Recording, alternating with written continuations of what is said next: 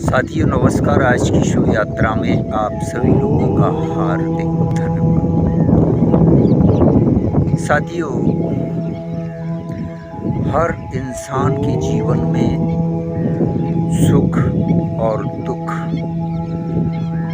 दो चीजें उसे हमेशा मिलती रहती है, चाहे वो सुख हो चाहे वो दुख हो। मित्रों, मगर हमारी आदतें होती हैं, हमारा स्वभाव होता है।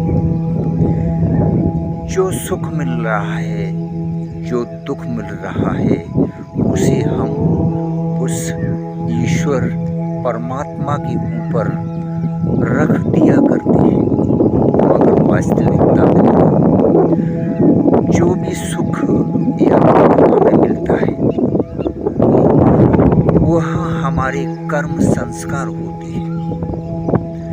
हमने जो अच्छे संस्कार किए, हमारे जो अच्छे कर्म हैं, उन कर्मों का हमें जो भोग है, लाभ है, वही मिलता है। साथियों, चाहे आप इस जन्म के लें, चाहे पूर्व जन्म के संस्कारों को ले सकते हैं। जैसे भी हमारे कर्म संस्कार हुआ करते हैं, उन कर्म संस्कारों का ही हमें सुख और दुख मिलता रहता है। मित्रों,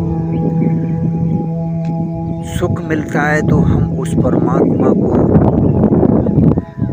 ठीक समझते हैं, अच्छा समझते हैं। और मित्रों, जैसे ही हमारे जीवन में दुख और किसी परेशानी का एहसास होता है तो हम लोग उस परमात्मा को दोषी ठहराने लगते हैं। मगर मित्रों, ऐसा होता नहीं।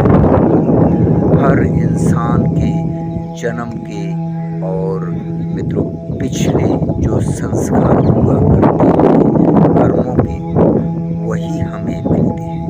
मित्रों, हम भूल करते हैं, हमारी नादानी होती है, नासमझी होती है, तो हम उस परमात्मा को अच्छा और बुरा कहा करते हैं।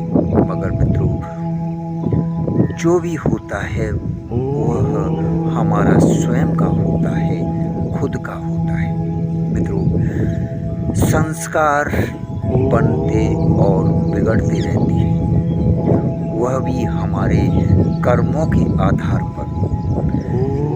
साथियों, हम सुख चाहते हैं तो हम इन बातों को ध्यान दे सकते हैं। अगर हमें अपने जीवन में सुखी अच्छा रहना है तो हमें भी समाज में और संसार में अच्छे ही कर्म करने पड़ेंगे, अच्छी ही क्रियाएं करनी पड़ेंगी। और मित्रों, हम दुखी होना चाहते हैं तो आप समझते हैं, अन्याय, अत्याचार, लोगों को परेशान करना, किसी को दिक्कत देना, ये हमारे दुखों का ही कारण हुआ करता है।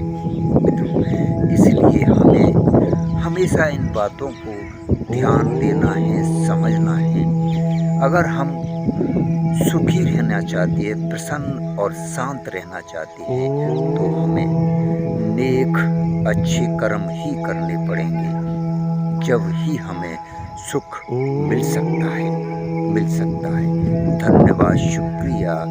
आज की शोभा यात्रा में मैं 84 उमरपाल।